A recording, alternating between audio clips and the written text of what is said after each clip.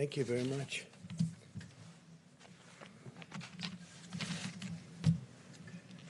Today we continue to send our love to the great people of New York and New Jersey. We support them fully. We grieve alongside every family who has lost a precious loved one. New Yorkers are tough and strong and brave. New Jerseyites are tough and strong and brave, and they're being hit very hard right now. And for the next week, hopefully not much longer than that, it's going to start to go in the other direction. Our country is being hit hard, but some areas have done so incredibly well. We're so proud of them. They will beat this virus. We're going to beat it with the grit and the heart for which they're known and for which our country is known. And we appreciate everything that everybody is doing. We pray for Prime Minister Boris Johnson. He's become a great friend of ours. He loves this country. He loves his country. But he loves the USA, and he's always been very good to us. Whenever we had difficulty, he was with us, and we appreciate it. So we pray for Prime Minister Boris Johnson. He's going through a lot. As we intensify our military campaign against the virus, I think that it must be brought out that we have to thank the American people for continuing to follow our guidelines on slowing the spread, an expression that more and more people are thinking about. Nobody ever heard of it 2 months ago, and now everybody is talking about slowing the spread, stopping the spread. Even during this painful week, we see glimmers of very, very strong hope, and this will be a very painful week. And next week, at least part of next week, but probably all of it. Look, if one person dies, it's a painful week. And we know that's going to unfortunately happen. This is a monster we're fighting. But signs are that our strategy is totally working. Every American has a role to play in winning this war. And we're going to be winning it. We're going to be winning it powerfully. And we'll be prepared for the next one should it happen, but hopefully it won't. Our massive airlift operation for critical supplies, it's called Project Airbridge, continued today as 5 massive planes, flights landed in the United States packed with personal protective equipment. And our nation's heroic healthcare workers will be the beneficiaries of that. 27 more flights are scheduled in the near future over the next couple of weeks. The Army Corps of Engineers is constructing facilities that will support more than 15,000 hospital beds to treat patients in need. So they're building now approximately 15,000. They just completed the big one in New York. They just completed and are in the process of continuing in Chicago and many other places. They're incredible. The Army Corps of Engineers, we owe them a lot, what they were able to do in such a short period of time. They'll build these massive facilities, 2,000 beds in 4 days. So it's really something very special. I know I was in the construction industry, and you don't see that happen very often. I want to remind governors and emergency managers that sharing real-time data with us about equipment and their needs is very important. All of their supplies, hospital occupancy is critical. A lot of the occupancy is really getting a little bit lower than anticipated, and that's good. We sort of thought that was going to happen. And we're getting along very well with the governors. This whole situation with respect to talking to us about equipment and equipment needs, giving us a little bit of lead time, so important. All the supplies, we're getting it to everybody like they never thought possible, but will ensure that we can rapidly deploy federal assets where and when they're needed, especially on ventilators. We're actually getting some ventilators back. As you know, the state of California was great. They sent some back, which they won't need, and Washington State likewise. And we have some others coming back, so we're using them in areas we need them. We are pressing forward aggressively on the scientific frontier of the medical war. The companies I've spoke to, the 4 leading, I call them the genius companies, they're doing incredibly well with respect to cures and also with respect to a vaccine that's going to protect us, totally protect us. And they have some great potential. It's going to take a little while yet, but they have some great potential, some great early results. And the governor's been working hard, and we are working hard with the governors. There's been great coordination, especially over the last little while. We're giving them a lot of equipment, a lot of ventilators, but a lot of equipment of all types. And I will protect you if your governor fails. If you have a governor that's failing, we're going to protect you. But the governors are working well with us over the last period of time. Today, in our stockpile of ventilators, and again, we need the stockpile so we can immediately move them from place to place wherever the monster hits. It's a monster. We have 8,675 ventilators right now in stock, ready to move. And we have all sorts of incredible soldiers. Our military is going to move them should they be needed in, as an example, if we need additional in New York or the New York City area. You have state, you have city, and spoke to Mayor de Blasio, and we really have a great, well-coordinated campaign with Mayor de Blasio. It's been really good. Spoke to Governor Cuomo. There's been great coordination. So if they need something, we have it. If Louisiana needs something, we have it. Same thing with Michigan. Same thing with Illinois. There are certain spots that are very hot, and we'll see what happens. But we'll know pretty much. We'll have time, and we'll be able to move it. In addition to the 8,675 ventilators, we have 2,200 arriving on April 13th. We have 5,500 arriving on May 4th. These are ones that we're building for the most part. And we have, as you know, great companies building them. Ford, General Motors, GE. We have really some great companies that are doing it. On May 18th, we have 12,000. On June 1st, we have 20,000. On June 29th, we have 60,000 ventilators coming, 60. So we have a total of 110,000 ventilators coming over a short period of time. I don't think we'll need them. Hopefully we won't need them. I don't think we'll need anywhere near them. But we'll have them for the future, and we'll also be able to help other countries who are desperate for ventilators. The UK called today, and they wanted to know would it be possible to get 200, and we're going to work it out. We got to work it out. They've been great partners, United Kingdom, and we're going to work it out for them. So they wanted 200. They needed them desperately. We now have 10 drugs in active trials, with 15 more soon to follow, as well as 2 vaccine candidates in active clinical trials. We'll do whatever it takes to secure needed medical supplies and bring more production of essential medicines back to our shores. We're doing that. We're bringing them back to our shores. A lot of these companies, they went a little bit haywire. They went away from this great country, and they had them produced elsewhere. So we're going to start bringing them back. And I've been talking about that for a long time, not only with medical, but lots of other things. America continues to perform more tests than any other nation in the world, and I think that's probably why we have more cases. Because when you look at some of these very large countries, I know for a fact that they have far more cases than we do, but they don't report them. We've performed 1.87 million tests to date, so that's 1,870,000 million tests. Think of that, 1,870,000 tests to date. And now we're performing them at a level that nobody's ever seen before. As we announced yesterday, CVS testing sites in Georgia and Rhode Island will be using Abbott Labs' rapid 5-minute test. We're down to now 5 minutes. It's a 5-minute test so that people can get their results back very quickly. And we're actively engaging on the problem of increased impacts. This is a real problem, and it's showing up very strongly in our data on the African-American community.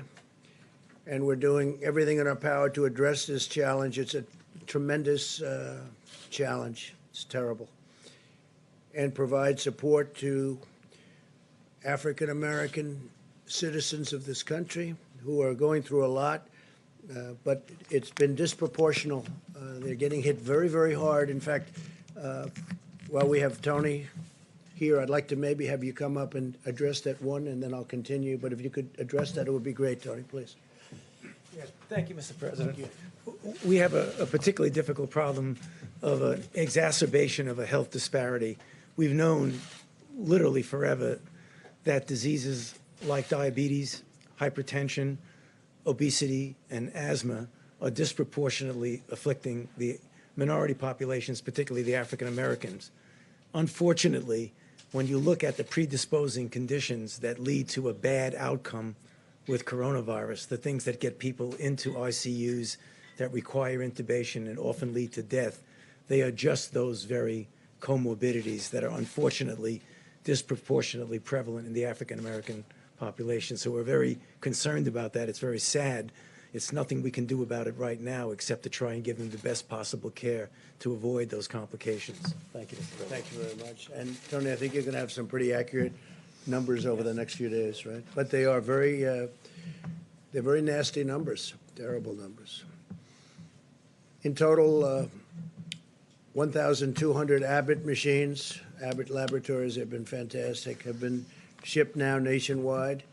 Up to 500 more are being produced every week, and 50,000 testing cartridges are being manufactured per day. That means a lot of very fast tests. No nation in the world has developed a more diverse and robust testing capacity than the United States. We're dealing with other nations, helping them out because the testing is very tough for them, and our tests are very accurate.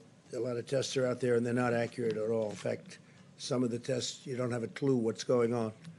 So we're working with other nations trying to get them help also. At a time when many Americans are experiencing increased stress, anxiety, and personal loss, we must also ensure that our country can meet the mental health needs of those struggling in this crisis. There are people struggling.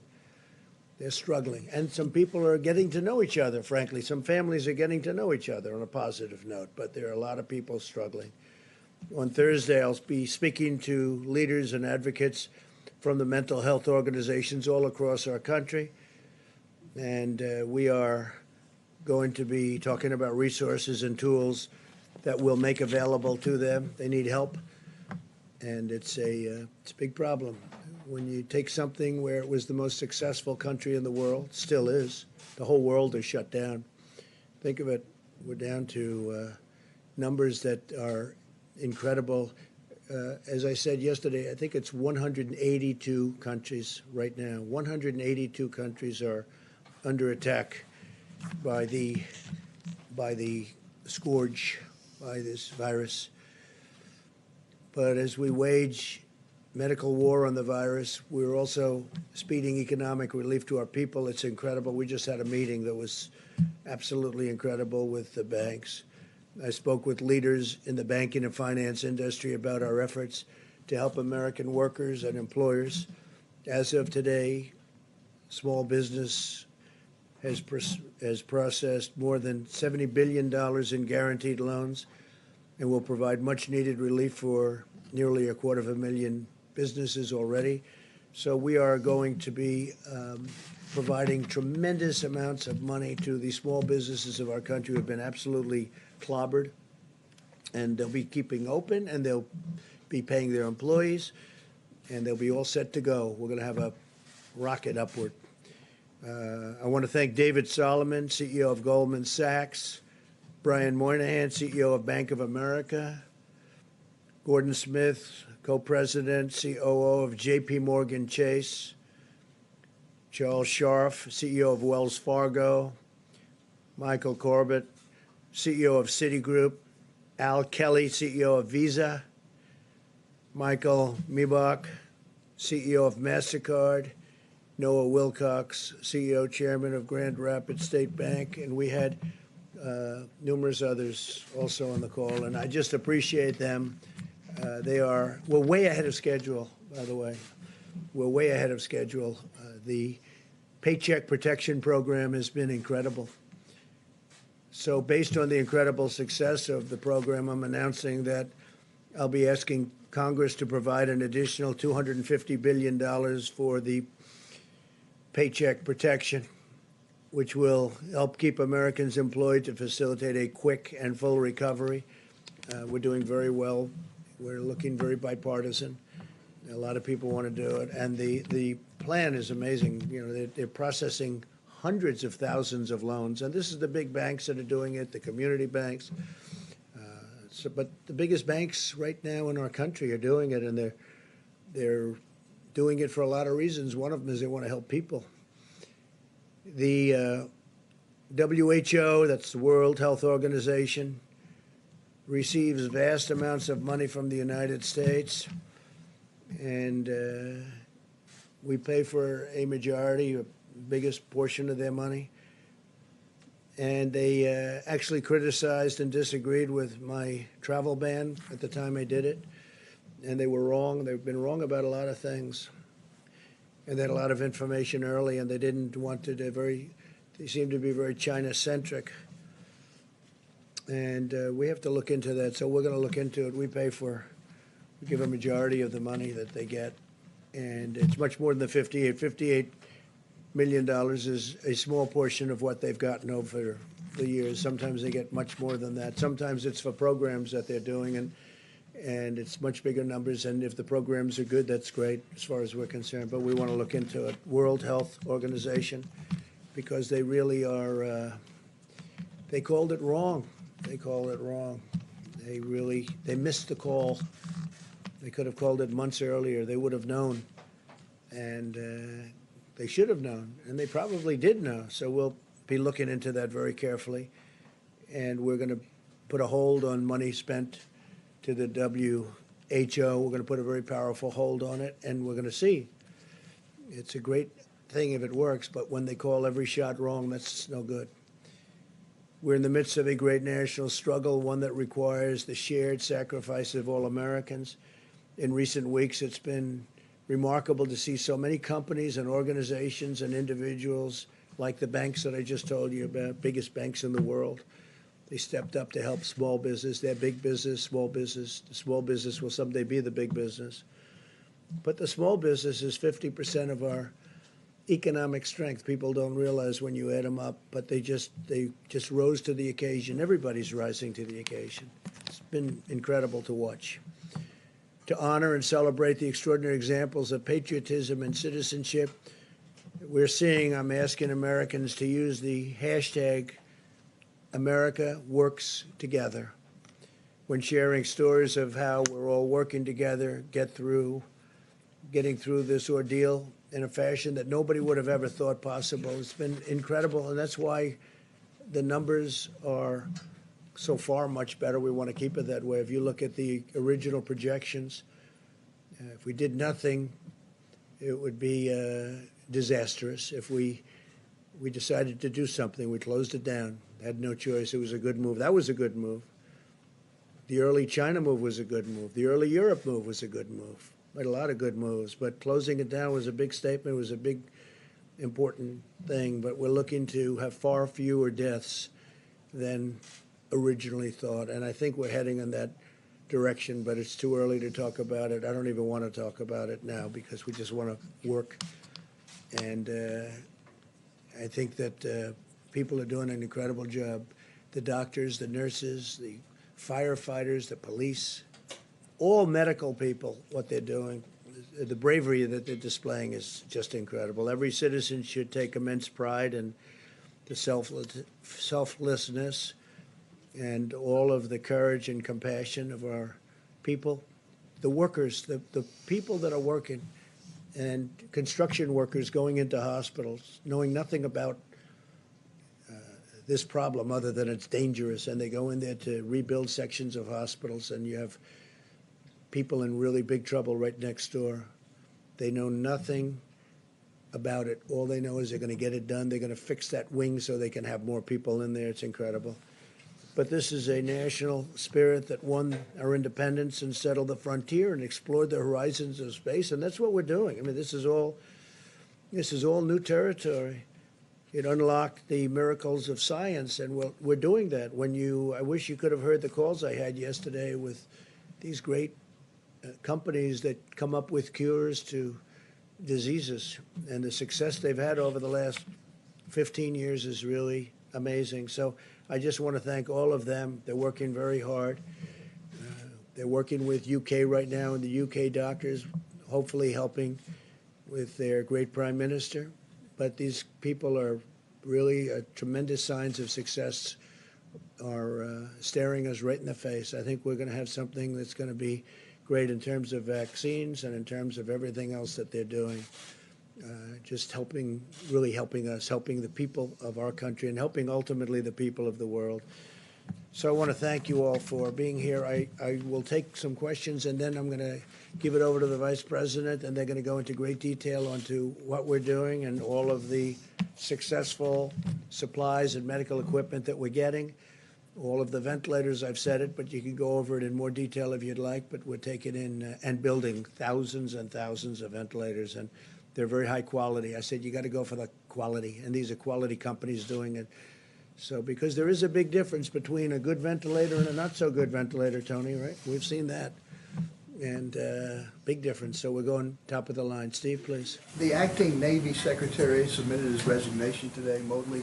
Why did that become necessary, and what role did you have in this, sir? Well, I had no role in it. I've heard, I don't know him, but I've heard he was a very good man. And it was the whole thing was a very unfortunate. The captain should not have written a letter. He didn't have to be Ernest Hemingway. He made a mistake, but he had a bad day. And I hate seeing bad things happen. Man made a mistake. But, you know, you shouldn't be writing letters, and you're in the military. You're the captain of a great ship, and you shouldn't be writing letters and sending them to many people. And then it gets out to the media.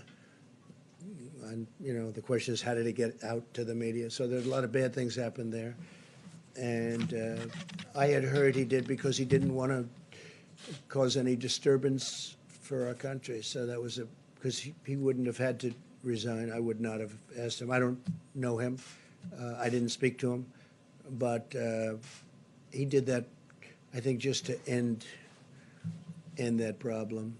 And I think in really many ways that was a very unselfish thing for him to do. What should happen now to Commander Crozier, who left? Well, they're going to look at that. I think the Secretary of Defense, as you know, is Mark Esper, and he's very capable. And I think he's looking at that right now. They're going to just take it under regular Navy channels to see what they want to do. But he made a mistake, but he shouldn't have done that.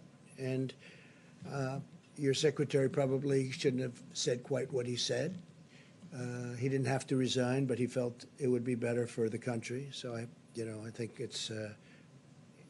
it will end it quickly.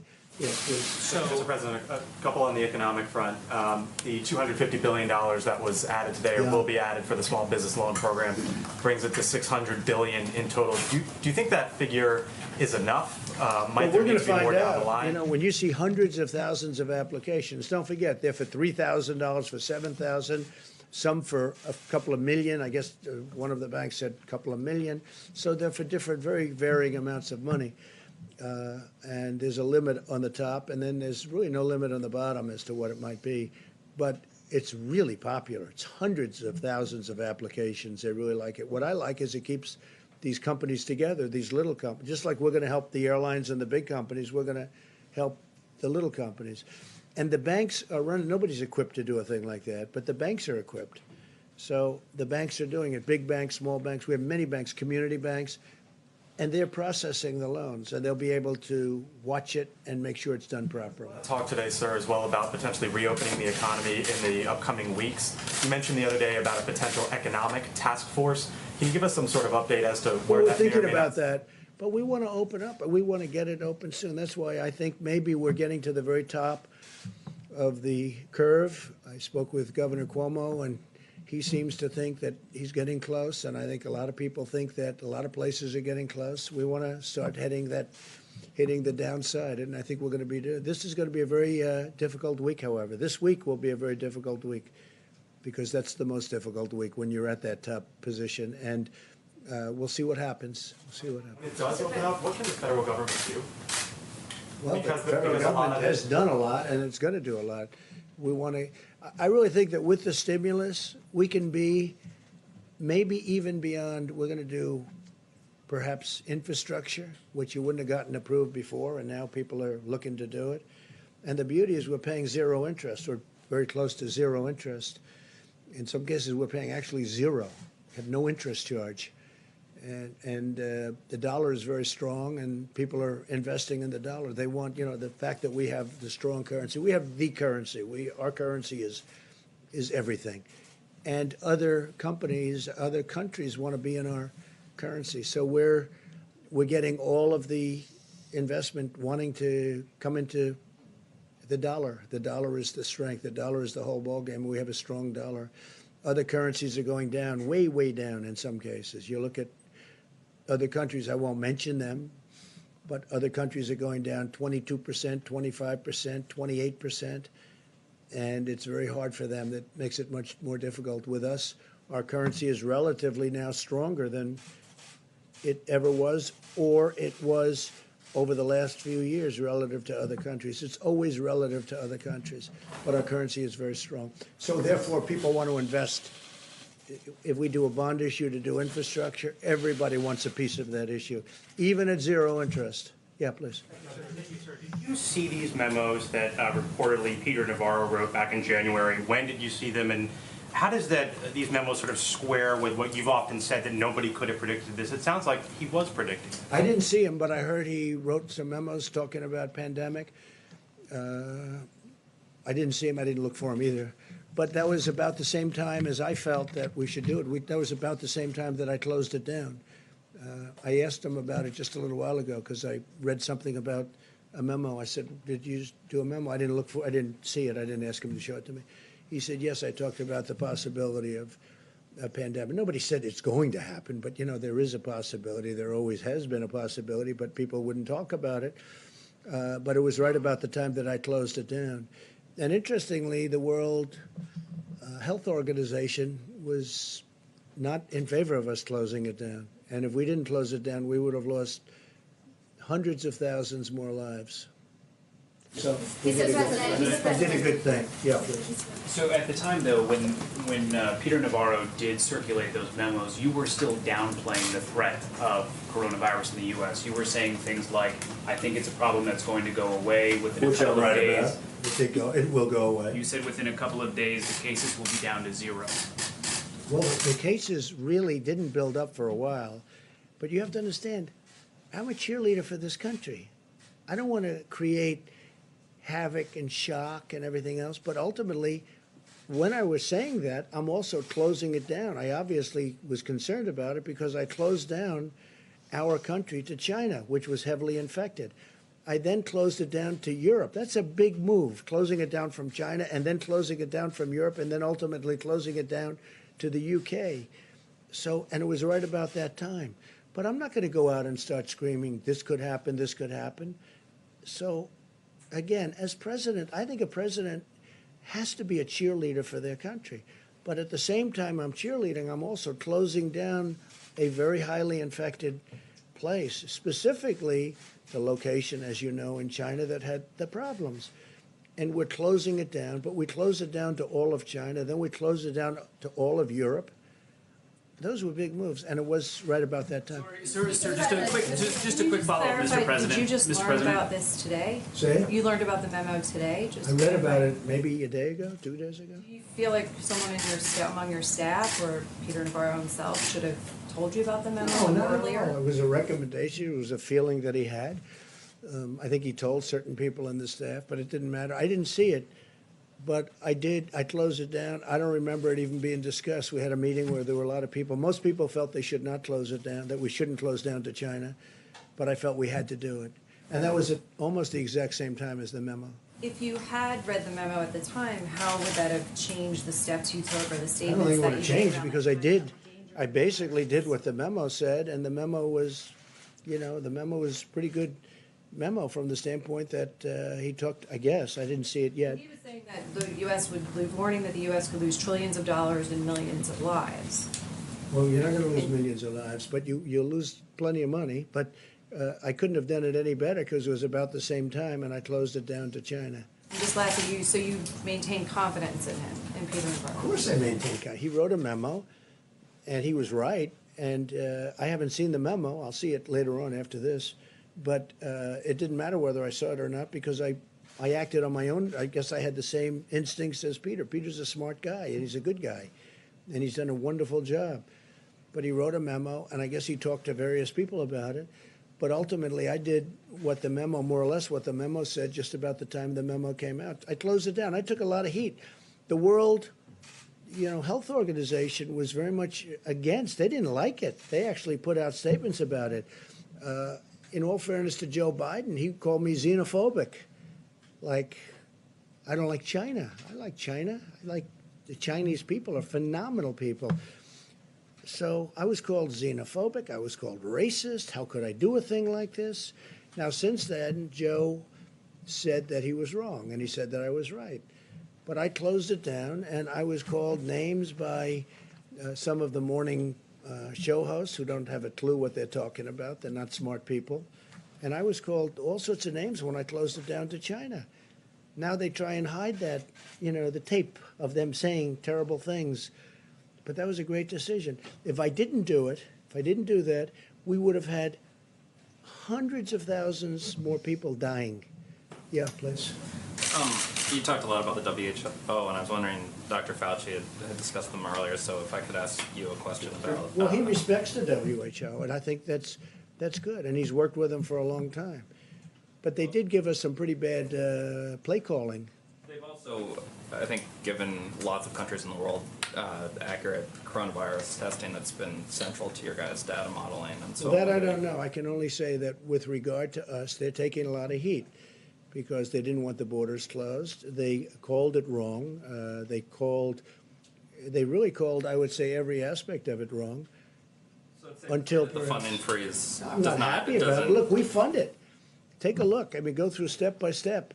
They said there's no big deal, there's no big problem, there's no nothing. And then ultimately, when I closed it down, they actually said that I made a mistake in closing it down, and it turned out to be right. But at the time, they did that.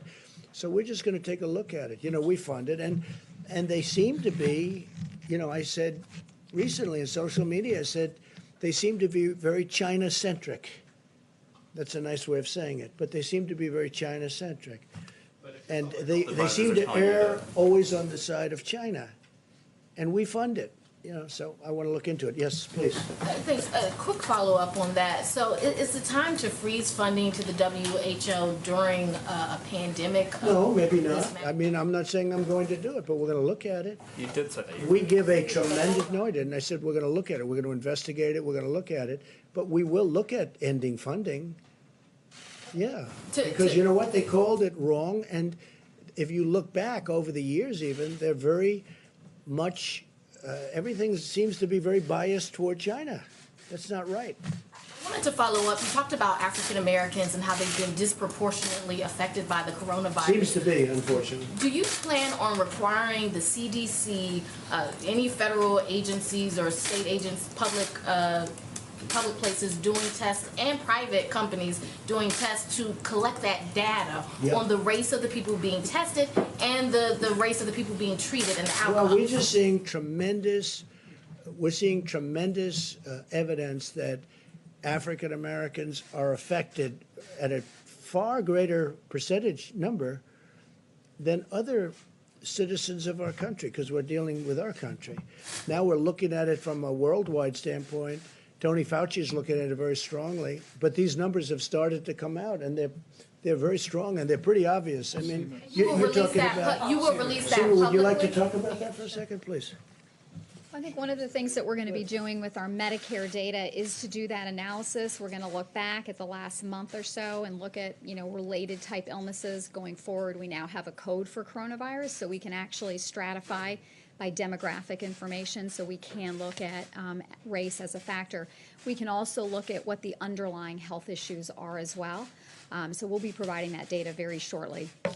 But we will be doing that analysis. We're working on that very hard. This is something that's come up over the last, I hadn't heard this, and then over the last few days this has come up more and more. And I don't mean by a little bit. I mean many times. It's a real thing. Now, we want to find cures, we want to find therapeutics, we want to find vaccines, because that will solve everybody's problem.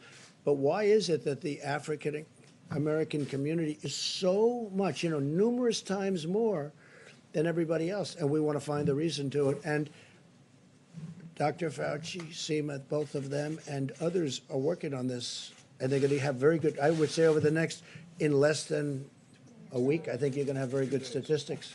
Couple of Do days. something specifically aimed at those communities that are being hard hit, those black communities Well, that are we're being hard helping hit. them a lot. But what's happening is we're trying to find out why is it that it's 3 and 4 times. Now, maybe that's not going to be the final number, but why is it 3 or 4 times more so for the black community as opposed to other people? It doesn't make sense, and I don't like it. And we're going to have statistics over the next probably 2 to 3 days, okay? Mr. President. In the back? Thank you. I'd like to ask a question on behalf of myself and a colleague who couldn't be here due to social distancing. Thank you. Who are you with? Who? With Hearst Newspapers. I'm the print cooler today. Thank you. Some banks are only providing Paycheck Protection Program loans to clients with whom they have existing banking relationships. And you spoke to banking CEOs today. I wonder if you'll ask them, these lenders, to accept applications from all small businesses, not just the businesses with whom they have existing Okay, they'll be doing that, relationships. but we're also working with small community banks, so they will be doing that. It's a question I've already spoken about. I mean, in many cases, they have long-term relationships with thousands of companies. I was amazed to see how many, you saw the number of applications. It's hundreds of thousands. It's a lot of work. But I did ask that question, and they are working on that. Yeah. Thank you. And my second question from a colleague is Congressman Jerry Connolly, a Democrat from Northern Virginia, told the local DC CBS station that you personally requested the CARES Act stimulus bill be stripped of $25 billion for the Postal Service. Connolly claims that unless the USPS gets that $25 billion, the agency will be run out of money by June. He accuses you of hastening the demise of the Postal Service. Could you respond to that, please? I'm the reason the Postal Service has lost billions of dollars every year for many, many years. I'm the demise. This is the new one. I'm now the demise of the Postal Service. I'll tell you who's the demise of the Postal Service are these internet companies that give their stuff to the Postal Service, packages, and I don't know why they're not, I don't run the Postal Service. You have a group of people, so-called independent people, and they run it. But these packages are, they lose money every time they deliver a package for Amazon or these other internet companies, these other companies that deliver. They drop everything in the post office. They say, you deliver it. And if they'd raise the prices by actually a lot, then you'd find out that the post office could make money or break even. But they don't do that. And I'm trying to figure out why. These are independent boards. They were appointed by other administrations. They're sort of long-term. They're there for a long time. And I've been talking to them also. You can look it up. Take a look. They have to raise the prices to these companies that walk in and drop thousands of packages on the floor of the post office and say, deliver it. And they make money, but the post office gets killed. Okay? So they ought to do that, and we're looking into it. And we've been pushing them now for over a year. And you know that because you've seen the stories. I'm pushing them. It's not fair for them to these great, wonderful modern companies. They walk into our old post office with all these routes that could never be built. You could never build them. They go into areas that you could never do. And they say, here, deliver this. And they lose a lot of money per package. And they have to raise their prices. But this Postal Commission doesn't do it. Now, we just got a chance to appoint a couple of people onto the commission, as I understand it. And that's good. But they have to raise their prices. Otherwise, they're just going to lose a lot of money. And tell your Democrat friend that he ought to focus on that, because if he focused on that, he could truly save the post office. Post office has been losing billions of dollars a year for many, many years. And have him take a look at that, because that's the way to solve the problem. Thank you so much, Mr. President. Thank you so much. Mr. President, you say this week will be very painful, very difficult, but a few weeks ago you say this was just like a flu. What have you learned? I didn't say 2 weeks ago it was a flu. The question is, Mr. President, what have you learned that Ready? you could offer as an advice to foreign leaders who still are skeptical about this pandemic and who are against social distancing? What is your advice? What have you learned? I said it was just like a flu. So the worst pandemic we ever had in this world was a flu. And it was called, you know that, it was in 1917, 1918. and anywhere from 50 to 100 million people died. That was a flu, okay? So you could say that I said it was a flu, or you could say the flu is nothing to sneeze at. Then what can you offer as an advice to foreign leaders who are skeptical about this pandemic and who are against social distancing? Well, I think there aren't too many of them. If you look throughout the world, and everyone, just about everyone that has practiced that is now closing up. Well, the UK was an example. Now, they talk about Sweden, but Sweden is suffering very gravely. You know that, right? Sweden did that. The herd, they call it the herd. Sweden's suffering very, very badly. It's a way of doing it, but everybody has been watching everybody else. And so far, almost every country has done it the way we've done it. We've chosen to do it. If we didn't do it that way, we would have lost hundreds of thousands of more people. Okay. Mr. President, there's voting going on today in Wisconsin. There are reports of thousands of people waiting in hours-long lines as they've had to weigh their own personal health and their civic responsibility. Do you think that the Supreme Court was right in its decision that voting should go forward, the absentee extension should not take place? Yeah.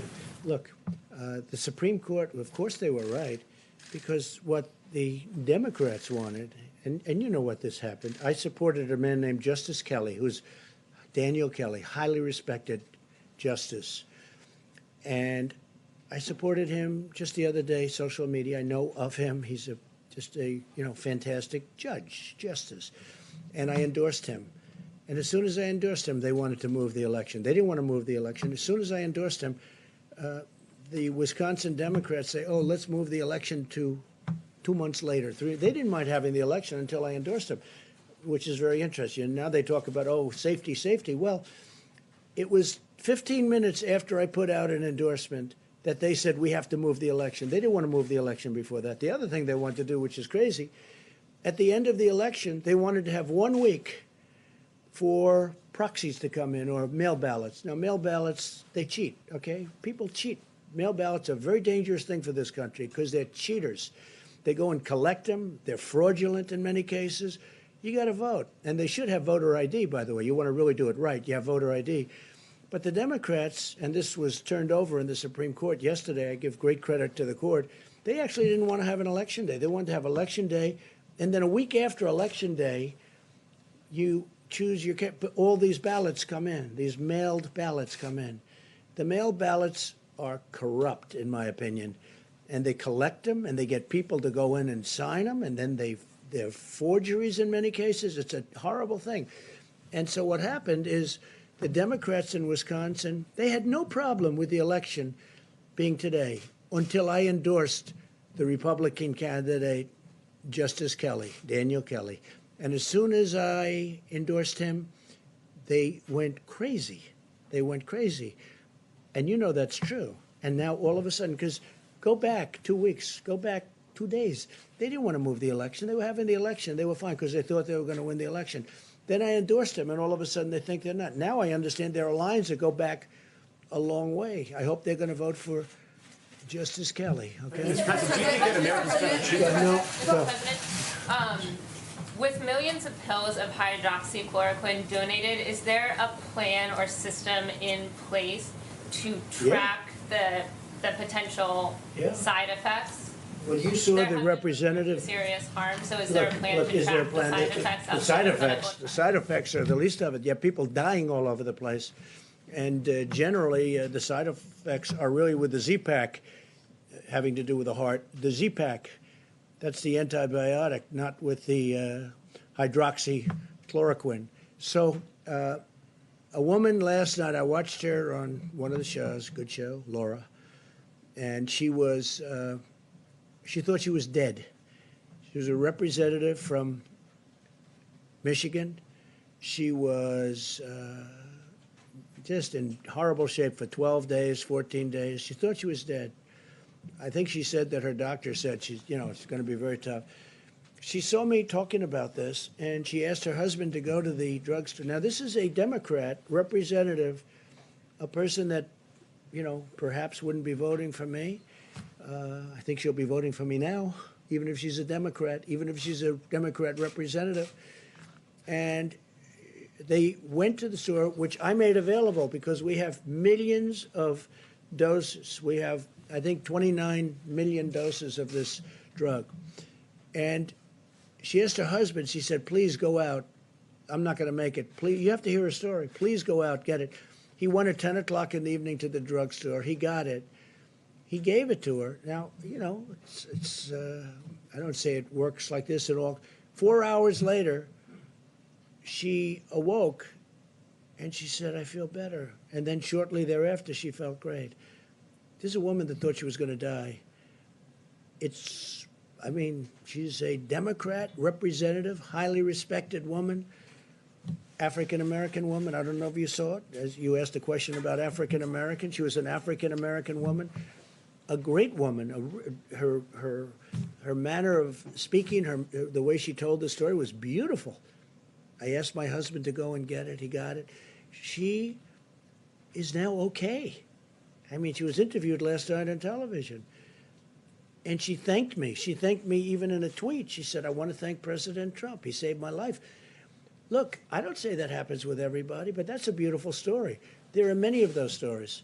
And I say, try it. Okay, please. I mean, if you're in trouble, if you're going to die, and you're going to die, I mean, you're not going to die from this pill. Now, there could be some side effects, but the side effects is really more so from the Z-Pack. Those side effects?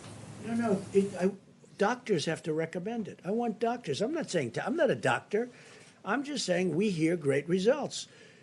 And some people say, let's go to a laboratory, let's test it for a couple of years. And no, we got people dying in this country and all over the world right now, not in a couple of years. They're dying.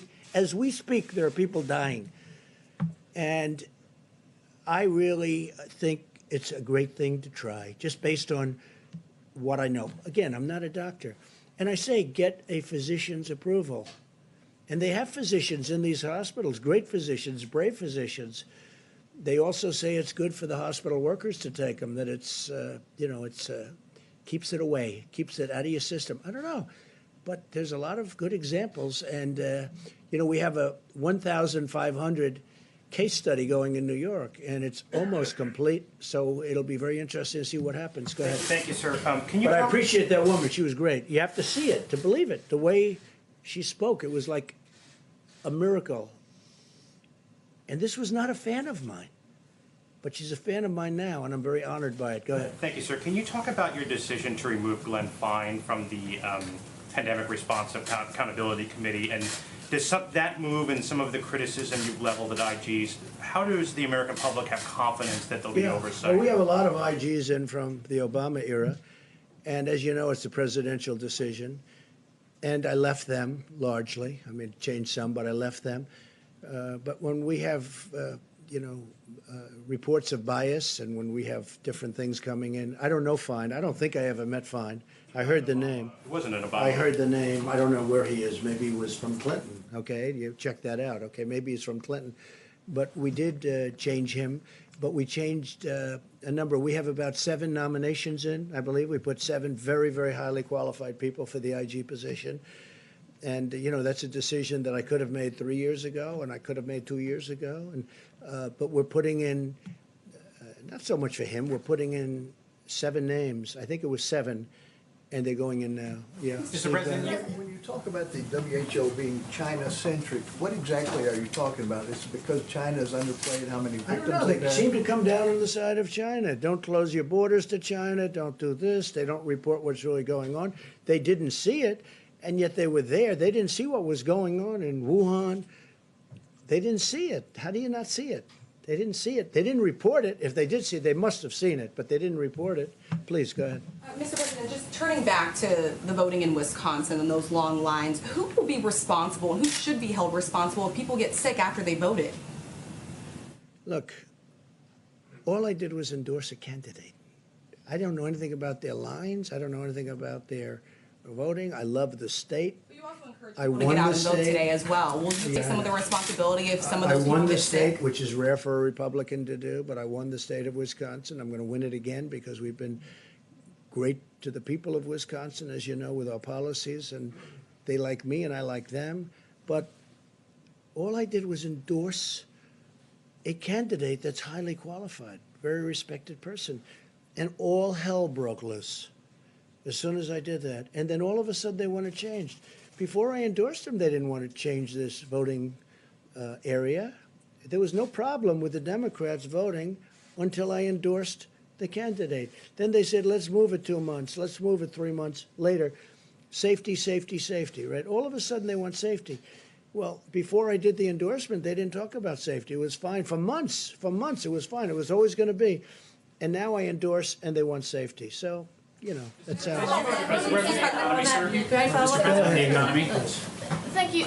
Just to follow up on that, how does the election, them holding this election in Wisconsin line up with the social distancing recommendations that have come from your Well, there administration? you have to ask the people that you have a Democrat in Wisconsin as governor. Ask him. That's his problem. Okay, he should be doing it. Again, some governors fail, and I won't let them fail because when they fail, I'll help. But that's run by Democrats right now. Okay? It's run by Democrats. You had a great Republican. Is it possible to socially distance when you're voting? You're going to have You crowds. have to speak to the governor. What you should do is call the governor of Wisconsin and ask him that question. But also ask him, how come it was okay to do this until I endorsed the candidate? And as soon as I endorsed him, these lines are formed, and I hear, Mike, the lines are through the roof. So, you know, hopefully they're going to vote for the right candidate. Yeah, please. Mr. President, can I just check in on oil again today? I was wondering if... Oil? Yeah. if Where there's- is it today? Well, I was wondering if you... No, where's the price? Give me the price. I'm not sure, to be honest. How can you ask a question when you don't know the price? I'll look it up for you. Okay, let me do somebody else then. Go So, ahead. President, you were highly critical of mail-in voting, mail-in ballots for voting. I think mail-in a few minutes voting ago, is but horrible. you voted by It's mail corrupt. in Florida's election last month, didn't you? Sure, I could vote by mail for the... How do you reconcile Because I'm that? allowed to. Well, that's called out of state. You know why I voted? Because I happen to be in the White House and I won't be able to go to Florida to vote. the But let me difference just between say, mailing within well, there's a state or big mailing difference outside the between state? somebody that's out of state and does a ballot and everything sealed, certified, and everything else. You see what you have to do with the certifications. And you get thousands and thousands of people sitting in somebody's living room signing ballots all over the place. No, I think that mail-in voting is a terrible thing. I think if you vote, you should go. And even the concept of early voting is not the greatest because a lot of things happen. But it's okay. But you should go and you should vote. I think you should go and you should vote. You look at what they do where they grab thousands of mail-in ballots and they dump it. I'll tell you what, and I don't have to tell you, you can look at the statistics. There's a lot of dishonesty going along with mail-in voting, mail-in ballots. You've encouraged state officials to buy their own medical equipment, but federal officials are kind of swooping in and scooping up those orders. How are you ensuring that it's being distributed fairly? And is Well, there we're more getting transparency? great prices on equipment. We're getting great prices on equipment, and we're helping the states. And the governors are very thankful. Mike Pence had a call yesterday with every governor was on the call, and it was like a love fest. They're very happy. I don't know if they tell that to the press. Some of them don't. Some of them will never say good to the press, but they know we've done a great job. Not a good job, a great job. Because state officials are widely No, saying no, I that. think sometimes it does. And what we say is, let us know, and we will immediately drop out of the bidding. Let us know, and we do that, and we drop out. Sometimes we tell them to drop out because we've got a good price.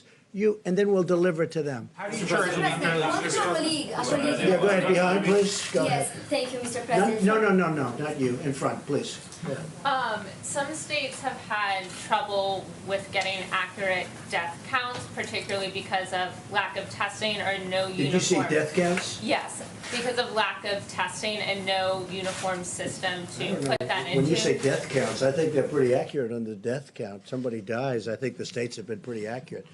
There's no testing. That's a big deal, what you're just saying. No, the death counts, I think they're very, very accurate. I do say this, I think if you look at China and if you look at some of these very large countries, when you talk about cases, number of cases, I would be willing to bet they have more cases than we do, but they don't do the testing like we do.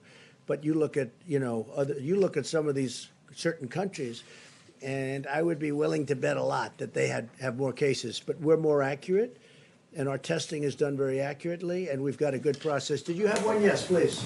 Mr. President, Oh, yeah. you have been very consistently supportive of a payroll relief tax. A what, payroll? Payroll relief. Now, I know you're still busy trying to implement phase 3, but as we move towards phase 4, are there still obstacles to that? Because that would put money in American pockets, like consistently. Yeah, you're right. I would love to see a payroll, good questions. I would love to see a payroll tax cut. And I think on behalf of the people, it would be quick. Now, it's a longer term, it's a longer time because it's over a period of a year or whatever you want to make it. But I would love to see a payroll tax cut. There are many people that would like to see it as a permanent tax cut, payroll tax cut. What is stopping it from? Well, the Democrats right now are stopping it. What are their reasons? I don't know. I don't know. Maybe they think it's good politics to stop it. But you'd get a lot of people, a lot of money immediately. The payroll tax cut would be a great thing for this country. I would like to have it regardless of this. But this would be a fantastic time to have the payroll tax cut. The Democrats are stopping it, but I don't think they're.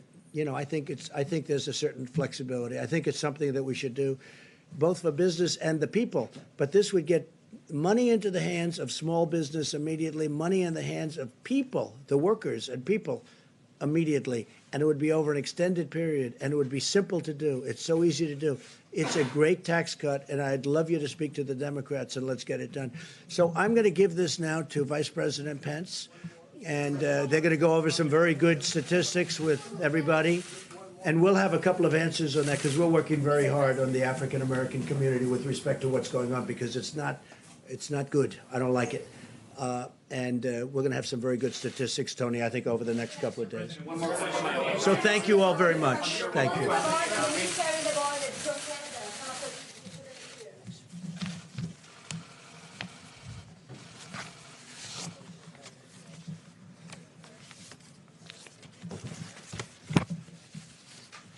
Thank you all. A few updates, and then I'll introduce Dr. Deborah Birx to talk about what we're seeing around the country, what the data is telling us. But suffice it to say, as the President said several times, this is a very tough week in America. And our hearts go out to all of the families that have lost loved ones to the coronavirus. But I know I speak for the entire White House coronavirus task force when I say our hearts are with the people of the greater New York City area today. As we stand here today, in the midst of heartbreaking numbers of losses in New York City, I also want to assure the American people that there's reason for hope. As Dr. Birx will enumerate in just a few moments, despite the increase in losses, as Governor Cuomo articulated today, hospital admissions continue to decline. And in our report early this morning from Dr. Birx, we continue to see evidence of stabilization in some of the areas around the country of the most significant outbreak. The New York metro area, including New Jersey, Long Island, and Connecticut. New Orleans metro area, Detroit, Boston, Chicago, and Denver, as Dr. Birx will explain, continue to give evidence of stabilization, which in a very real sense is evidence that the American people are putting into practice the social distancing, the President's guidelines for our nation.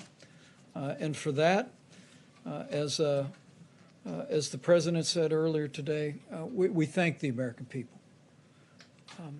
Even in the midst of hardship and loss at a time when we've seen more than 385,000 Americans test positive for the coronavirus and more than 12,000 succumb to this illness.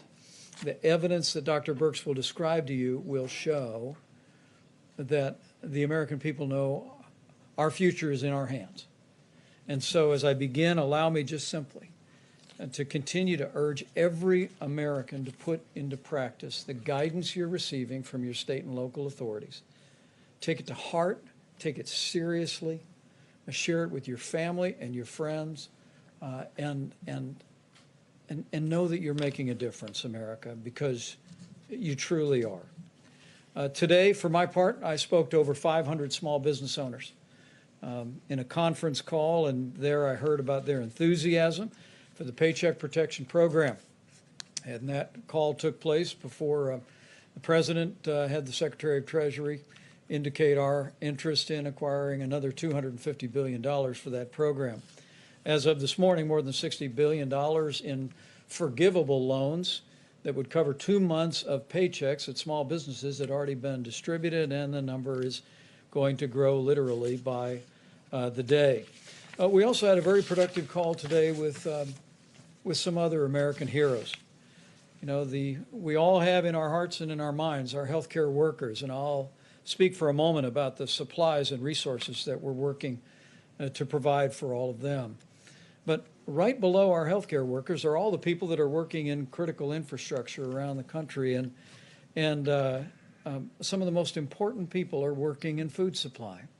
I mean, from the farmers and the ranchers to our processors, to our distributors, to our truckers, to our grocers. Americans are keeping food on the table for our fellow Americans. And let me begin by just saying what I said to some of the most prominent CEOs of meat and grain industry companies in the country, companies like Tyson Foods and Hormel today. Not just these companies, but to all the hardworking people working in food supply today, thank you. Thank you for what you're doing to keep those grocery store shelves stocked. Thank you for showing up for work every day and working hard to keep that food supply rolling in America.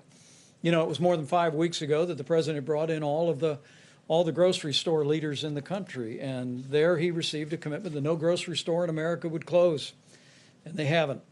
But it's been these heroic Americans, from the farm to the fork, that have made it possible for Americans to have one less worry, and they are truly inspiring heroes. That being said, I did hear from the industry today that there have been reports of some plants having reduced capacity because of people having concerns about exposure to the coronavirus. In fact, over the last several days, there's been some incidents of worker absenteeism, and some plants have actually been forced to close temporarily. And so on behalf of the President, on behalf of our entire team, and on behalf of a grateful nation, let me just say to all of you that are working in the food industry at every level across the country, just understand that you are vital. You are giving a great service to the people of the United States of America. And we need you to continue as a part of what we call our critical infrastructure to show up and do your job, and know that we're going to continue to work tirelessly in working with all of your companies to make sure that that workplace is safe. With that being said, let me talk about the other heroes that we always mention at this podium today, that Dr. Birx and Dr. Fauci invariably mention, and that's our healthcare workers. At the President's direction, we've been working tirelessly, literally around the clock, to identify resources around the country and around the world to make sure our healthcare workers have the support that they need. With some 51 major disaster declarations, most recently Minnesota being approved, states have stood up 27,000 National Guard, but personnel-wise, before the end of business today, there will be more than 3,000 Department of Defense and Health and Human Service medical personnel on the ground in the greater New York City area. And those people will be redeployed once that region of the country moves through the coronavirus epidemic in that area. And we salute those extraordinary patriotic Americans for stepping forward to bring real relief to our healthcare workers. With regard to equipment, Admiral Polovchek reported to the task force throughout the course of the day today that we have continued to distribute ventilators across the country. We're sending additional ventilators from the Strategic National Stockpile. Maryland will receive 50 ventilators. Delaware will receive 50 ventilators. And that will leave more than 8,400 ventilators still in the national stockpile.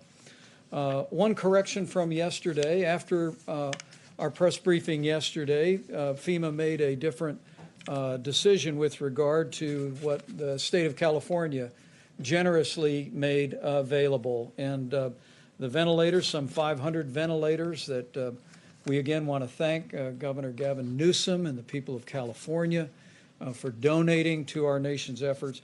100 of those are being deployed to New York, 100 to New Jersey, 100 to Illinois, 50 to Maryland, 50 to Washington, D.C., 50 to Delaware, and 50 to Nevada.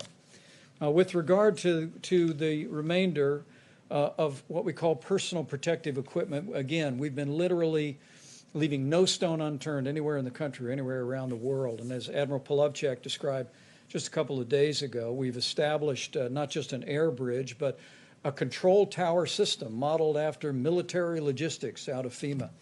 And while FEMA is acquiring a small portion of what's being acquired, 90% of the supplies are being routed directly into our massive distribution system. And FEMA is using the data that Dr. Birx provides to target those resources to the areas most in need.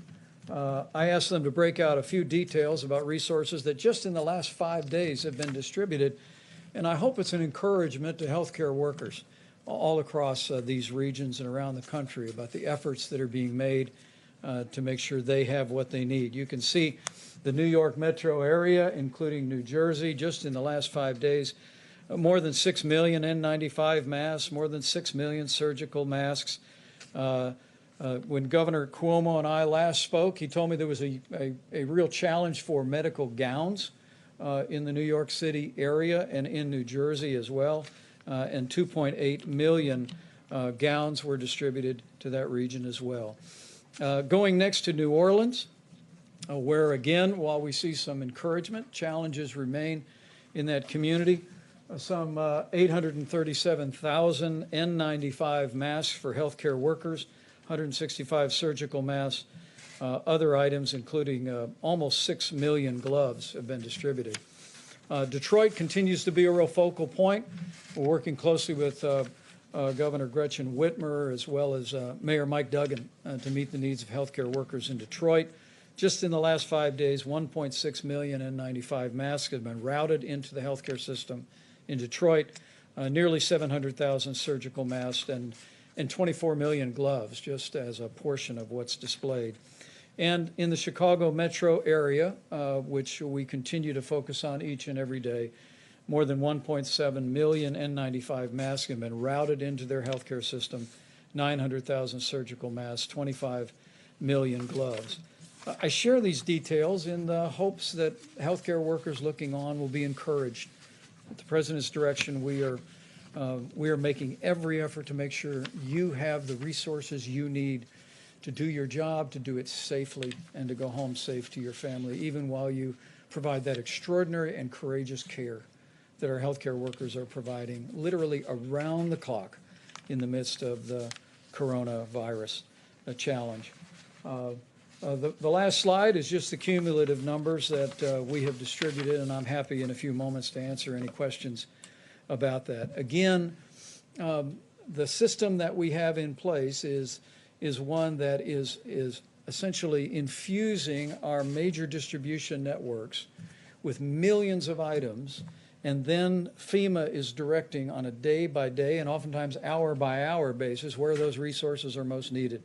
And we'll continue to do that as the coronavirus makes its way through these communities and through communities that are very much on our watch list today. And let me just lastly say that, again, I want to thank the American people for stepping up and doing your part.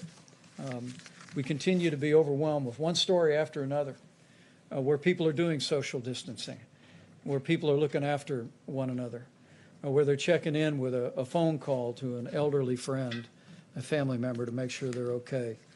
I mean, we are on the front end of 30 days to slow the spread. And I will tell you, as a non-scientist up here, that I see glimmers of hope in the early numbers that we're seeing come out of the greater New York City area, New Jersey, even New Orleans and Detroit and Chicago. There does appear to be, as Dr. Birx will explain in more detail, there does appear to be evidence of leveling, evidence of progress, but this is exactly the time for all of us to redouble our efforts to do everything each and every one of us can, not just to protect our own health and that of our family and our loved ones, but to do our part to ensure that we lessen the impact of the coronavirus on America as a whole, but even more importantly, that we lessen the impact on lives by ensuring that we do our part to make sure that no one that is vulnerable is unnecessarily exposed to this virus. With that, let me yield to Dr. Birx and then Seema Verma and Dr. Fauci, and we'll take all your questions. Thank you, Mr. Vice President. So hopefully you can see from those numbers that we've taken a data-detailed approach, really bringing the power of granular data to the supply chain and moving supplies based on really what you would call burden of disease and need. If I could just start out by not just going to the numbers at the beginning, but really talking to the community of health advocates, to the community that works on the social determinants of disease and the communities of the historic Black colleges and universities. We really need to improve messaging, and I'm asking them to help us increase the messaging around this. We don't want to give the impression that the African American community is more susceptible to the virus. We don't have any data that suggests that. What our data suggest is they're more susceptible to more difficult and severe disease and poorer outcomes. And we really need to make sure that every household is aware of what it's going to take to protect the individuals in that household that have pre-existing conditions. We could call on the indigenous nations, the real tribal leaders, to also be working very closely to protect the elders of their communities. We know this is more difficult in multi-generational households, and it's really going to call for really unbelievable attention to details of hand washing and protecting others from each other, particularly if you don't feel well. This is really a call to action to the communities to make sure that we get messages appropriately out there so that everyone understands what it's going to take for us all to protect one another. And we know it can be done because we can see these changes. I wanted to go through the numbers at a high level so you understand why particularly these supplies went to these areas to begin with. We talk about attack rates or the cases per population. So in the New York, as a state, they have 7 cases per 1,000.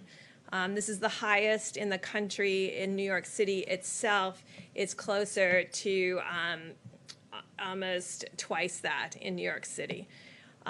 New Jersey is 4 per 1,000, Louisiana 3 per 1,000, Massachusetts 2 per 1,000, Connecticut 2 per 1,000, Michigan 1.5 per 1,000.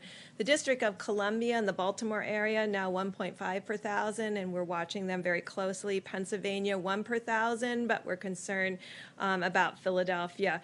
What is allowing us to move supplies based on burden of disease and need is the extraordinary West Coast that has had very low numbers, from Washington that was less than 1 per 1,000, California that is less than 0.5 per 1,000, and Oregon that's even less than that. And it's those states where there's large populations, because of the enormous work that they're doing to prevent expansion and spread of the virus, it's allowing resources to go to these states and these communities and these counties that need more support.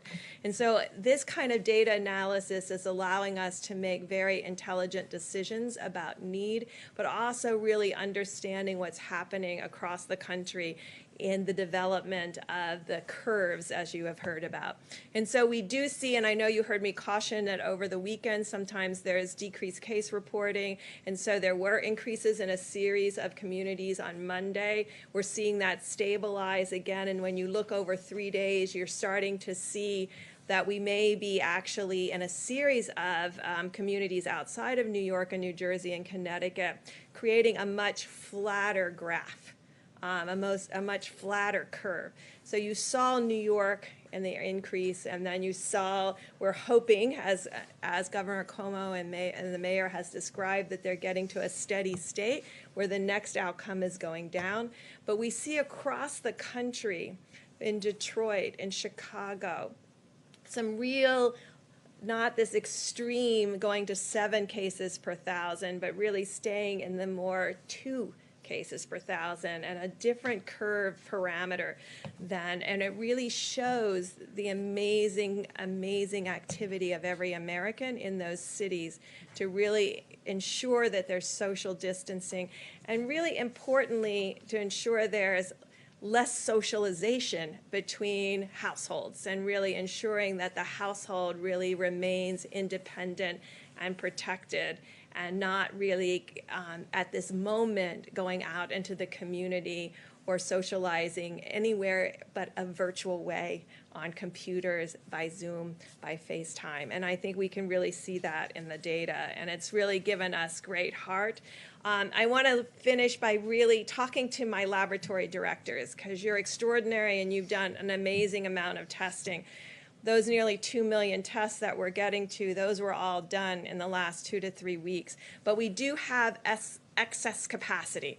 So if all the lab directors could look in their laboratories, if they have an Abbott M2000, if they could get that up and running, we could double the number of tests that we're doing per day. That is a high throughput. The machines are throughout the United States. There's hundreds of them. Right now, about 80% of them are idle. We're going to have a call with the laboratory directors of these laboratories to really ensure this is an automated, robotic situation that they can run. There's over 1 million tests sitting, test kits sitting, ready to be run. We have 5 platforms of tests. This is one of our really high volume platforms, like Roche, and we're really calling on them to really increase that capacity so that we can do not only increased diagnostic testing, which I think we're doing quite well right now, but also increasing the ability to do more healthcare workers, first responders, community testing, and surveillance. And then finally,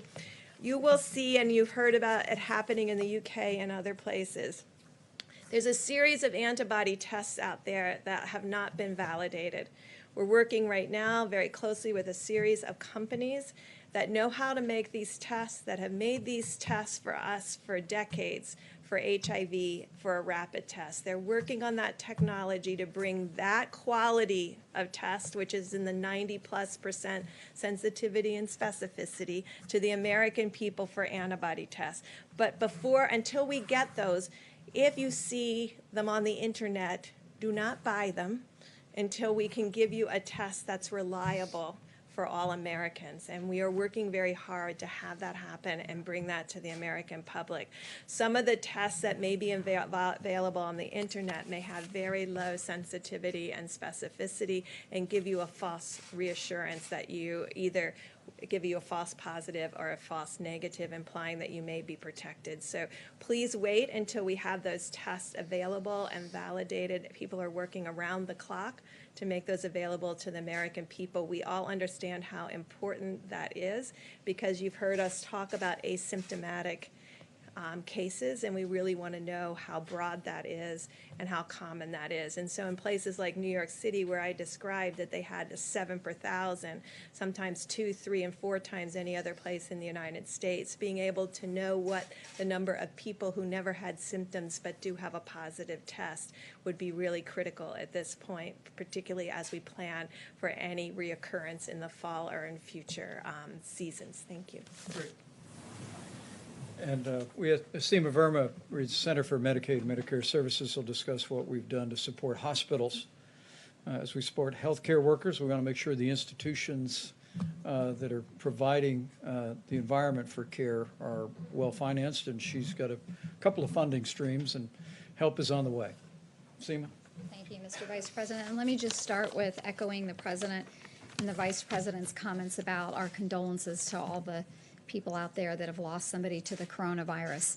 And also a sincere appreciation and thanks to all our healthcare workers that are on the front lines. But we know that it's the impact on the healthcare system isn't just those frontline workers. Healthcare organizations across the nation are having increased expenses. They're having to spend more on supplies. You're seeing all of the supplies that are being sent to them, and that's having a direct impact on their on their bottom line. Many of them are also having increased expenses because they're taking advantage of some of the flexibilities that we've given them. Hospitals without walls, they're putting, you may see tents out in their parking lots where they're doing testing or screening, so they have a lot of increased expenses as well. Other healthcare organizations are not performing essential surgeries or other services. A lot of them are moving to telehealth, and that represents lost revenue for these healthcare organizations across the country. And so the president has asked us to address this issue. About 10 days ago, we put out something called accelerated payments that we do in the Medicare program, and it allows us to advance payments to providers based on their historical Medicare revenues that they receive. So just in 10 days, we've been able to provide payments to providers. We had about 25,000 requests. We've processed about 70% of these. It's happened in about 5 days, and the total on that is about $34 billion that we've managed to put into the healthcare system. But those are essentially loans. The president has asked us to go further with this and to start the implementation of the CARES Act. That provides $100 billion to the healthcare system. You've heard Secretary Azar talk about the focus on some of those dollars going towards the uninsured, but the president wants us to accelerate getting those dollars out. And so this week we will be putting out another $30 billion, which are grants. This is going to be based on Medicare revenue. There are no strings attached, so the healthcare providers that are receiving these dollars can essentially spend that in any way that they see fit. Also, this is going to be done in a very easy, simplified way. For many of our healthcare providers, we actually do direct deposit with them, and so those dollars will just go right into their bank accounts. For other providers, all it's going to require is some very simple registration, and we'll be able to give them that money as well. So we're expecting that to happen this week. The other thing to note is that this is not a first-come, first-served basis. Because we are basing this on their Medicare revenue, they will get these dollars. So even if it takes a few days, there shouldn't be any panic in the system as well. The other thing to recognize here is that our priority was on getting these dollars out as quickly as possible. We heard that from the many healthcare providers across the country that weighed in on this. They said the most important thing was to get these dollars out as quickly as possible. But we recognize that in terms of getting these dollars out, because it's based on Medicare revenues, there are providers out there, pediatricians, children's hospitals, OBGYNs, even our nursing homes, that a lot of their revenue comes from other sources, Medicaid or other payer sources. And so those organizations will be addressed in the second tranche of funding, and we'll have a priority for these organizations and these types of healthcare providers. Also just want to say, so together between the loans that we've put out there with our accelerated payments and the $30 billion, that's about $64 billion for the healthcare system this week alone. And so I think, again, this is part of our effort to support the healthcare system, and also just want to, again, say thank you to all our healthcare providers out on the front lines. To all Americans, the best thing that we can do to support our healthcare providers is to adhere to those guidelines around 30 days to slow the spread. That is the best thing that we can do to support our healthcare workers. Thank you. Dr. Fauci, please. I just want to make a brief comment to get back to the discussion about the health disparities in the African American community, because it really is very important. And the reason I want to bring it up, because I couldn't help sitting there reflecting about sometimes when you're in the middle of a crisis like we are now with the coronavirus, it really does have ultimately shine a very bright light on some of the real weaknesses and foibles in our society. And as some of you know, the greater proportion of my professional career has been defined by HIV/AIDS. And if you go back then, during that period of time when there was extraordinary stigma, particularly against the gay community, and it was only when the world realized how the gay community responded to this outbreak with incredible courage and dignity and strength and activism that I think that really changed some of the stigma against the gay community, very much so. I see a similarity here because health disparities have always existed for the African American community. But here again, with the crisis, how it's shining a bright light on how unacceptable that is. Because yet again, when you have a situation like the coronavirus, they are suffering disproportionately. As Dr. Berg said correctly, it's not that they're getting infected more often, is that when they do get infected, their underlying medical conditions, the diabetes, the hypertension, the obesity, the asthma, those are the kind of things that wind them up in the ICU and ultimately give them a higher death rate. So when all this is over, and as we've said, it will end, we will get over coronavirus, but there will still be health disparities, which we really do need to address in the African American community. Thanks. Well said. Questions for our panel, please. Yeah, for Mr. Vice President, and then a question for Dr. Birx as well. Sure. On the ventilator issue, with 8,400 of them in the stockpile and tens of thousands more coming, why are states like California and Washington needing to send ventilators to other states, and is that smart if they might need them later on? Well, I'm going to let Dr. Birx speak about what's happening in California and Washington, because it is a real credit to the people of both states and the leadership of both states to see the progress that we've made. We continue to witness that the numbers where the outbreak began, we all remember when this first emerged in the Seattle area, the numbers continue to be steady and low. And what we've seen the governor of California do, what we saw the governor of Washington State do, and the governor of Oregon, where the coronavirus hasn't arrived to a large extent in Oregon, I think is in keeping with the highest tradition of the American spirit.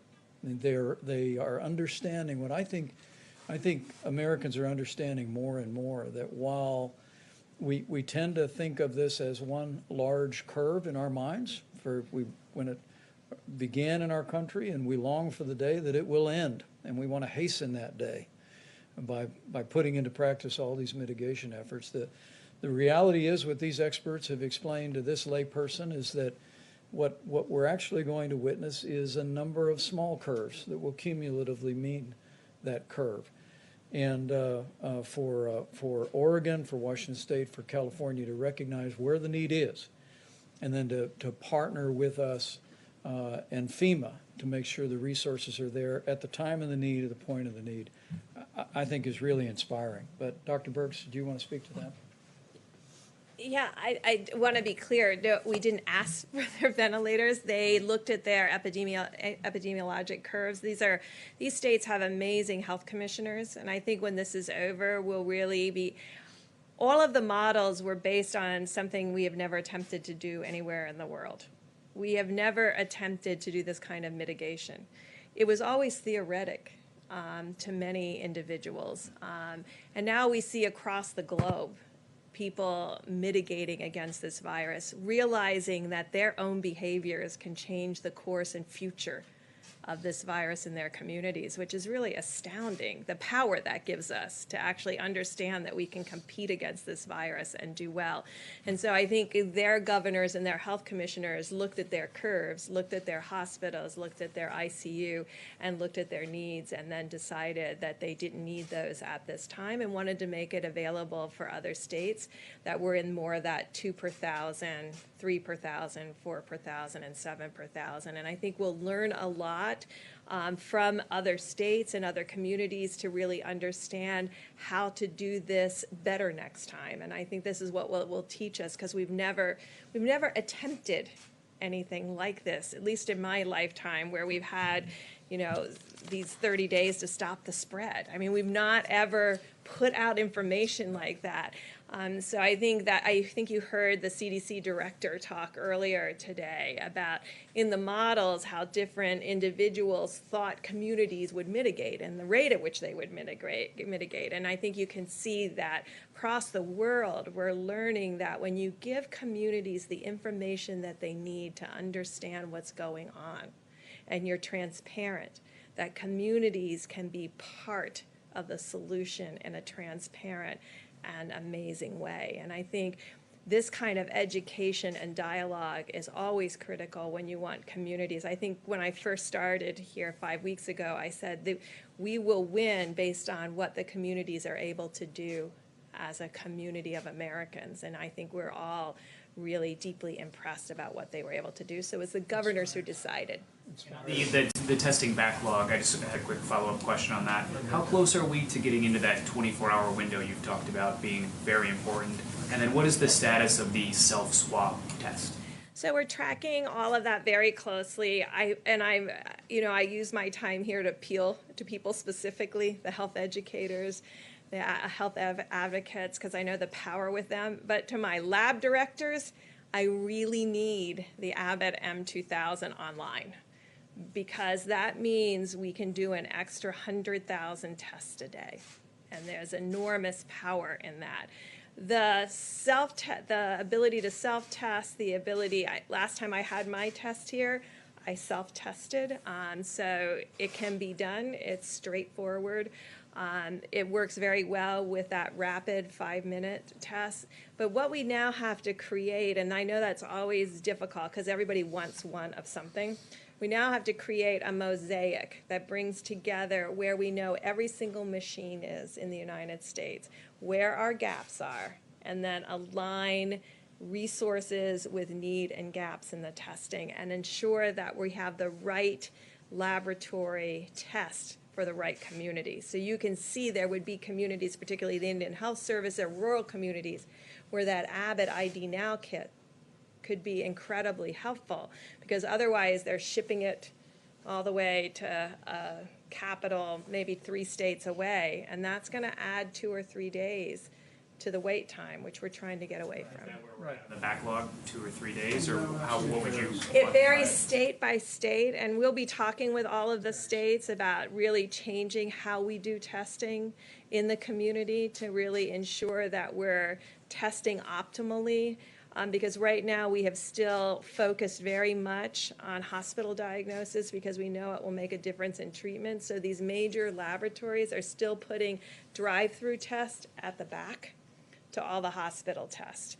And so that's where the backlog is in the drive-through tests. So I know if you're an outpatient, not an inpatient, but if you're an outpatient, that is where the delays right now are, but it's state by state. And so some states have 24-hour, 48 hours for both their outpatients and inpatients.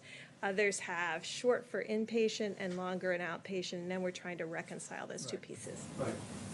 And the team is actually meeting tonight to review that, but one of the data points that we review is literally on a state-by-state basis what the turnaround time is for testing, and we continue to work that. And these Abbott laboratory devices there's 18,000 of them across the country. When you go to your doctor office and get a strep test, it's that device. All Abbott Laboratories has done, with strong and swift efforts of the FDA, is create a test to put in that for the coronavirus, and it's a 15-minute test. And so I want to renew our call to all the healthcare providers around the country is find your Abbott device, and we'll work our hearts out to get a test to you. How about in the back corner? Mr. Vice President, thank you. One for you and then one for either of the doctors, if you don't mind. For you, sir, back to this idea of reopening up the economy, since it's not like there's a switch that you can just turn it back on. How does the administration envision this happening? Is it guidance from the White House and you hope the governors follow it? Are you going to put it in the governor's hands or the mayor's hands? How do you envision all of that working together? Well, the one thing I can assure you is that the president's decision in that regard is going to be informed by what the data shows and about decisions about when we can responsibly reopen America and put America back to work. I can tell you the CDC will have new guidance tomorrow that the CDC will be publishing for people who were in proximity to an individual that tested positive for coronavirus but have no symptoms. And CDC will be publishing new guidance on how those individuals and the circumstances under which they might be able to return back to work using some facial protection and monitoring their temperature, but we'll detail that for you. But what we're going to be doing over the weeks ahead is, while we focus every day at the point of the need, as the president said many times, our first mission is to save lives. And that means to slow the spread, to bend the curve, to continue to engage the American people, which they are admirably doing, to continue to put all the social distancing into practice. But there is a dual track that the president has already initiated. Some of the best minds here at the White House are beginning to think about what recommendations will look like that we give to businesses, that we give to states, but it'll all, I promise you, be informed on putting the health and well-being of the American people first. Dr. Burks? Either for Dr. Burks or for Dr. Fauci, or do either of you want to take that? Or Go ahead. secondly, as a lot of parents are sitting home with their kids, and they've been home with their kids for weeks now, and they're wondering, maybe resigned to the fact that maybe their kids aren't going back to school this year, but are looking ahead. What do you think summer camp holds, and what do you think the start of next school year holds? If you could look down the line, do you think those start on time? Do you think school next year starts on time? Can I say a word on behalf of teachers since I'm married to one? There you go. My wife was all day yesterday at the elementary school she teaches at, loading up about 500 bins of art supplies for kids. And she's just one of millions of teachers across this country who find themselves having to distance teach kids. And I'm proud of Karen, but relatedly, I'm proud of every teacher in this country. The Secretary of Education was here not long ago talking about our efforts to expand distance learning resources, even in K through 12. To all the teachers who are out there, we just want to say thank you. Thank you for what you're doing, for continuing learning even in this challenging time. And to all of the kids, just because you're home doesn't mean you don't have to do your schoolwork. Keep it up. Anticipate children being back in classes in August. What I will tell you is I'll yield to the health experts, but it'll be part of what we're looking at in terms of guidance going forward, whether it be summer school or whether it be returning to school next fall. But the most important thing we can do is put this epidemic behind us as quickly as possible. Well, my daughter is a school teacher, so she asked me the same question. You know, it is unpredictable, but you can get a feel for if we start talking about the things where the curve goes down and we really have minimal, how we respond and what kind of a rebound we see or don't see, I think is going to have a lot of influence, probably more immediately on things like summer camps than it does in the fall. I fully expect, though I'm humble enough to know that I can't accurately predict, that by the time we get to the fall, that we will have this under control enough that it certainly will not be the way it is now, where people are shutting schools. My optimistic side tells me that we'll be able to renew to a certain extent, but it's going to be different. Remember now, because this is not going to disappear. So we're going to have in place the capability of doing the things that we talk about all the time on this stage, to identify, to isolate, to contact trace, number one. Number two, by that time, we'll have a better feel with the antibody test about what the actual penetrance of this infection was in society. How many people have actually been infected? Who's protected? If you have antibody, it's very likely that you're protected. Who's vulnerable? Do you treat vulnerables different than you treat the people who are protected? All of these things are going to go into the decision of just how much back to the original way we would like it to be in the fall. Bottom line is no absolute prediction, but I think we're going to be in good shape. Dr. Fauci? One for Dr. Fauci or Dr. Burks. Can you talk about your concerns about deaths being misreported by coronavirus because of either lack of testing or standards for how they're characterized? So I think in this country, we've taken a very liberal approach to mortality. And I think the reporting here has been pretty straightforward over the last 5 to 6 weeks. Prior to that, when there wasn't testing in January It's 5 and hours. February, that's a very different situation and unknown. There are other countries that if you had a pre-existing condition, and let's say the virus caused you to go to the ICU and then have a heart or kidney problem. Some countries are recording that as a heart issue or a kidney issue and not a COVID-19 death. Right now, we're still recording it, and the great thing about having forms that come in and a form that has the ability to mark it as COVID-19 infection, the intent is right now that if someone dies with COVID-19, we are counting that as a COVID-19 death. Can you be sure, I mean, you hear from coroners that that's not necessarily the case. Are you sure, how can you be confident about that? And is there any concern that it skews the data that you're trying to collect in terms of projections and things like that? Well, I think that would apply more to rural areas that may not have the same level of testing, but I am pretty confident in New York City and New Jersey and places that have these large outbreaks and COVID-only hospitals. I can tell you they are testing. New York and New Jersey together have, by proportion, are testing extraordinarily well as Washington State and Louisiana.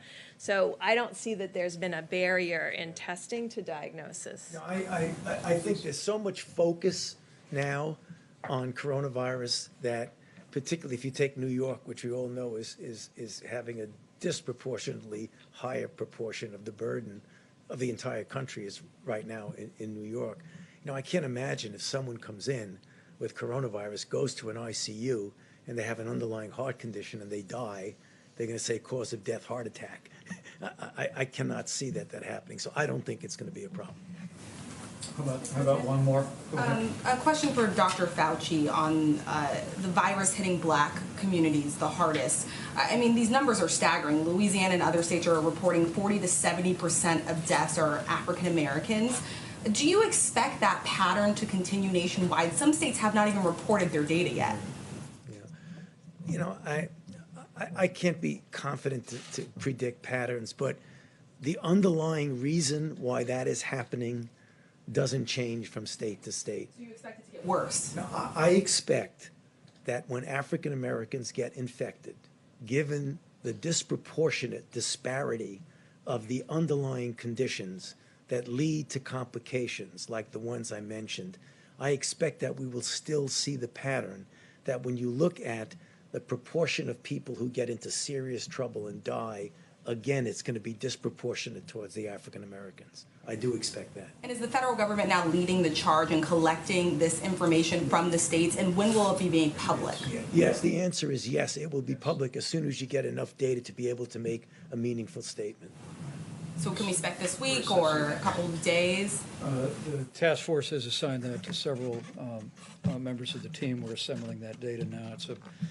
It is a great concern for us, and but it's probably a good reminder that we have to be especially careful around people with serious underlying health conditions.